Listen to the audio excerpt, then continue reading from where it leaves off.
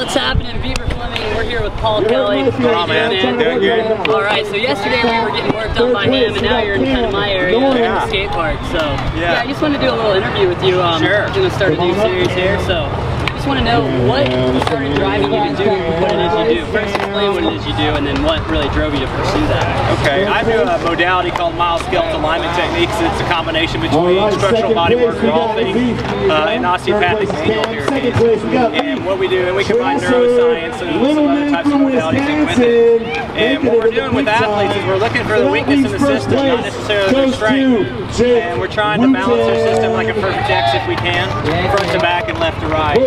And what got me into it is just my performances as a child, you know, growing up and doing, you know, athletics and getting hurt, and then working on my own body and trying to figure out where I can perform better. So that's kind of what got me started in it, and then also competing in different things. Thank you to Hard Knocks Pizza. Thank you to Pro And how long did you go off and start your own company? I started my business actually when I was in college. I was 21 years old when I started it, and it kind of morphed into this whole human performance aspect of combining body work and neuroscience and nutrition. And just really testing the limits of what the brain can do with the body and how you can connect those two together to see improvements in all kinds of things. But I've been doing it now for about 20 years, so that's awesome. Long time. What was the biggest struggle in starting your own just being patient with the ride. You know what I mean? Like, just keep it on with the passion of what you really believe in. Stay true to what you want to do in your life. Don't sway from that. If you can keep a narrow focus instead of a broad focus. That was the hard part for me. And then just, you know, slowly not have to have the goal. You know what I mean? Just enjoying the ride and blessing others. And just getting just the pleasure of blessing other people and helping them in their lives. It was tough at first, but you know, it's definitely worth it if you hang in there. So. What was the turning point when you knew you really had something that could actually impact what you were doing and really help your business propel? I think it was when I met this guy named Dr. Dalton, Dr. Eric Dalton, and he's written several books now, but he mentored me, so he was a good mentor to me, and he showed me that, you know, Paul, don't give up on this industry. You can do amazing things with your hands and heal people with your hands, and at that time, he was a big influence in my life. And then I met this guy named Dustin Copeland, who was an athlete at UT at the time. And I worked on him, and he was getting drafted for the UT, for the NFL, and he had a groin pull. And I worked on him and fixed his pubic bone, fixed some things on him, and he went out and he kicked better than he's ever kicked and got drafted, and that was a huge turning point for me. I got media coverage and all kinds of press from it, and at that point I knew that God had given me the passion for where I needed to be. Yeah, I was really excited about that. Have you achieved everything you're trying to accomplish with this, or is there still more that Man, I'm still going. It's just like life, you know, there's more all the time. Every year I'm out there learning more, you know, and the body is an amazing thing that we're still learning about and how to make it even better and perform better from all different angles. So yeah, I'm still going. That's awesome. Yeah, and I think I keep on going. Yeah, absolutely. And what's been the coolest experience you've been a part of with doing that? Gosh, man, I've had some cool ones. I got to work on Burt Reynolds. That was pretty cool. Yeah, he was here in a movie, and they called me up, and this is when he was 82 years old, and he just did this movie called Dog Years. And I got this call. I was in my office. Hey man, can you come work on Burt Reynolds? I was like, sure. So I went up there and got to see the Smokey Bandit car. And wow, that's before your time. Yeah, that's really cool. But I've had lots of great experiences, just traveling all over the world, doing some stuff like you've been doing.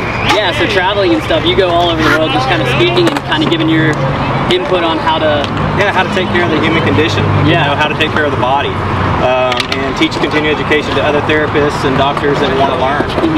So, what would you say the most important thing is to someone that wants to just have a happy, healthy life? Like what would be your number one thing you would tell them they need to really work? Is it healthy eating? Is it working out? Is it a mix of those, or is it a combination of what you said? It definitely you have to put the good stuff in. Yeah, that's what your body's made out of. So you put the good stuff in first. It helps with the body building itself back together. And then, you know, it's the full cycle of care. You know, stretching, exercise. Exercise is number one. Skateboarding, number one, is very good cardiovascular, but you're changing your body positions a lot and not being in the same position. You know, so. All right, so keeping a healthy lifestyle, everything you've done building your brand, what's kind of the big thing that you want to leave behind as your kind of legacy that you want people, if you had one thing you wanted people to know you as or remember you by, what would that be? I guess somebody who was you know, took everybody for where they were in their life and tried to make the best out of it. You know, I always want to make the best better. Oh my God! One of those things I always have, and you know, and really just be a disciple maker. Right. You know, to just spread the good word to people. Awesome. And yeah, if I could be known for that, that'd be great. Cool. Yeah, I love what you said too about kind of making the best better, and then how you spoke earlier about taking you where you're at now and your journey with your brand. It didn't just happen overnight. It was the journey. It's a journey. So it's like every day trying to do little things that are just ultimately going to make you be a better person today than you were yesterday. Right. You're always tweaking yourself. You're always trying to make yourself better in other ways, and you're always giving the credit to God. You know? Yeah, absolutely. So I just think that helps too.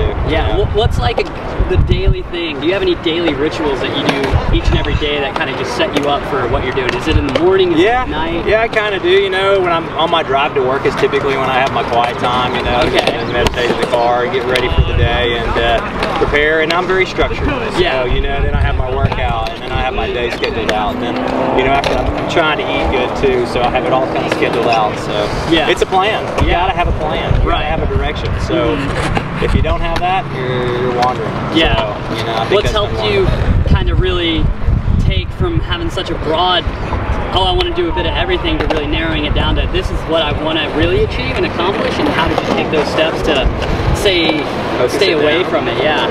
Gosh, that was hard. I had to make good choices. You know, I thought I was in some places in my life that were taking me all over the place, like you were saying, and then I just had to go, you know what? What's the best for Paul? Where does Paul need to be? And I felt like I was spreading myself thin and getting myself worn out. So I just focused on a human performance center, and that's when I really put the money into my office and started building a center where people could come see me, and that's really when I've really flourished. So I think that's been a big step, just kind of staying away from some things that could pull me aside. Right, just keeping focused on that main goal. Yeah, that's awesome. Goal, yeah. And so you were born and raised here in Knoxville, so you wanted to keep the business here? Well, I was born in Maryland, but raised in Knoxville, and went to University of Tennessee, and had a really cool experience there. And so, yeah, you know what? I started here. I always call this home. Yeah. It's just a really cool, fun place to come back to because we travel, we see all the stuff, and I still love coming here. So the mountains and the rivers, and it's got the best. It's just everything, man. Outdoor worlds. So, that's awesome. Yeah. So, how often are you on the road traveling?